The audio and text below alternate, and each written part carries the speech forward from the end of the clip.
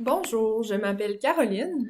Et moi, Valérie, nous sommes des étudiantes à la maîtrise en ergothérapie à l'Université de Sherbrooke. Dans le cadre de notre projet de maîtrise, nous avons produit une recherche documentaire qui portait sur le thème de la durabilité en ergothérapie. Avant de poursuivre, selon vous, qu'est-ce que la durabilité sur le plan de l'environnement et de l'écologie? Prenez un 10 secondes pour y réfléchir.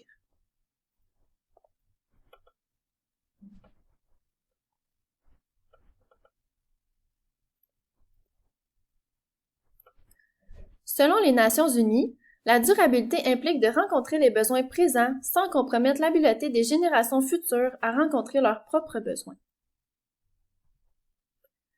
La recherche documentaire visait à répondre à la question suivante. Pourquoi et comment les ergothérapeutes peuvent-ils contribuer à la lutte aux changements climatiques et environnementaux? Nous souhaitions ainsi documenter le rôle potentiel de l'ergothérapeute en durabilité, identifier des interventions durables en ergothérapie et documenter les obstacles et les facilitateurs à l'implantation d'une pratique durable. 38 documents ont été retenus et analysés afin d'en faire ressortir les thématiques clés que nous vous présenterons sous la forme de 2 courtes capsules vidéo. Plus précisément, dans cette capsule, nous expliquerons pourquoi il est pertinent que les ergothérapeutes s'intéressent à la durabilité et le rôle qu'ils ont à jouer à cet égard. Nous allons d'abord vous présenter les sous-thèmes principaux qui sont ressortis suite à notre analyse, puis nous les détaillerons un à un. Une seconde capsule détaillera plus spécifiquement comment les ergothérapeutes peuvent contribuer à la durabilité.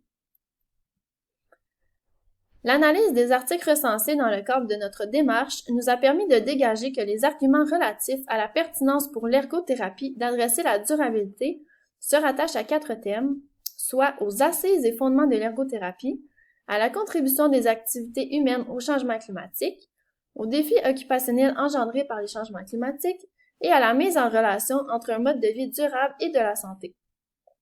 Chacun de ces thèmes sera détaillé au cours des prochaines minutes.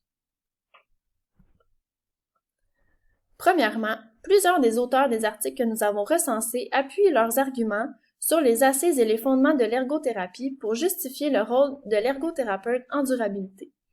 Ces assises incluent les modèles conceptuels, les valeurs de la profession, ainsi que les principes fondamentaux des sciences de l'occupation. À titre d'exemple, plusieurs auteurs avancent que la vision holistique de l'ergothérapeute considère l'interaction entre l'individu, son environnement et ses occupations pour comprendre son engagement et sa participation occupationnelle, ce qui peut être favorable à la compréhension des enjeux de durabilité environnementale. Concrètement, un ergothérapeute pourrait travailler auprès d'une municipalité à titre de consultant afin de promouvoir la mise en place de projets durables, favorisés par une vision plus holistique en analysant la situation dans son ensemble. Par exemple, les particularités et caractéristiques des citoyens, les caractéristiques de la ville, ainsi que les activités proposées dans le cadre du projet.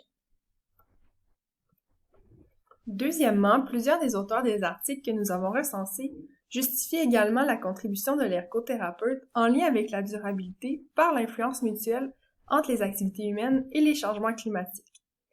D'un côté, plusieurs des écrits qu'on a retenus abordent le fait que les activités humaines ont contribué au changement climatique. Il est possible de penser par exemple à l'augmentation de la conduite automobile en solo, entraînant une augmentation de la libération de gaz à effet de serre et donc à la pollution atmosphérique.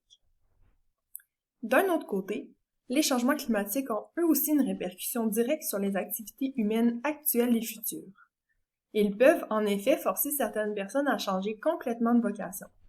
Par exemple, une période de sécheresse intense ou une inondation qui ravage les terres d'un agriculteur et les rend infertiles, ce qui met en péril la réalisation de son activité productive ainsi que la sécurité alimentaire locale. Les changements climatiques ont également permis à d'autres personnes de revoir leur fonctionnement au quotidien pour adopter des habitudes et des activités plus durables. Il est possible de penser par exemple au recyclage, au compostage, à l'utilisation de moyens de transport non polluants. On peut aussi penser à la modification d'activités, par exemple réutiliser des matériaux pour bricoler ou encore faire l'épicerie en vrac pour mieux respecter les capacités de régénérescence de la planète. Mais dans tout ça, où se situe le rôle de l'ergothérapeute?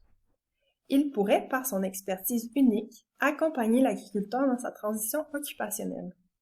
De façon plus générale, il pourrait également soutenir ses clients dans l'adoption de nouvelles habitudes de vie plus durables, ou du moins sensibiliser la population à cet enjeu. Cette lunette ergothérapique unique complète bien la vision des autres acteurs pouvant être impliqués dans le champ de la durabilité. Troisièmement, et enfin, les ergothérapeutes sont des professionnels dont la formation les amène à acquérir une expertise en matière d'analyse d'activité et d'adaptation environnementale et des connaissances en matière de santé. De ce fait, certains auteurs soulèvent que les ergothérapeutes sont des acteurs clés pour agir relativement à la durabilité écologique en faisant valoir la relation entre un mode de vie durable, c'est-à-dire, rappelons-le, respectueux des capacités de régénérescence de la planète, et la santé.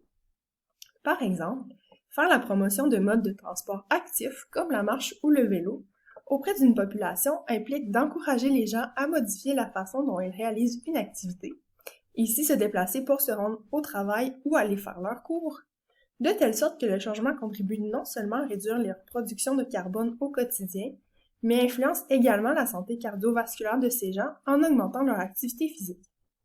La durabilité n'est donc pas seulement bénéfique pour les écosystèmes, mais a son lot de bienfaits sur la santé humaine et le bien-être. Ceci conclut cette capsule faisant un tour d'horizon de l'apport de l'ergothérapie en durabilité. Maintenant, selon vous, de quelle façon un ergothérapeute peut-il contribuer à la durabilité dans sa pratique? Pour le savoir, nous vous invitons à consulter la capsule intitulée « Comment les ergothérapeutes peuvent contribuer à la durabilité ». Merci de votre écoute.